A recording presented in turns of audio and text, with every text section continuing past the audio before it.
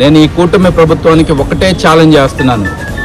చిన్న చిన్న వాటికి ఏదో మేకపోతుల్ని పోల్చారు అని చెప్పి కేసులు పెట్టిన మీరు, ఆంధ్రజ్యోతి వాళ్ళు వైఎస్ఆర్సీపీ కుటుంబ ఆడవాళ్ల మీద మాట్లాడినప్పుడు కూడా ఎటువంటి చర్యలు తీసుకోలేదు.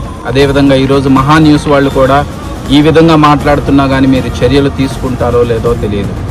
కానీ ఒకటే అడుగుతున్నాను, నిజంగా సక్రమంగా పుట్టినవాడు ఎవడైనా సరే ఈ చర్యను మేము సమర్థిస్తున్నాము అని ముందుకొచ్చి మాట్లాడిగే దమ్మున్నోడు ఎవడైనా బయటికి రండి. ప్రతి ఒక్కటి నోట్ చేసుకుంటున్నా. టైం వచ్చినప్పుడు ప్రతి ఒక్కరికి వడ్డీతో సహా ఏ విధంగా ఇస్తామో మీరే చూస్తారు.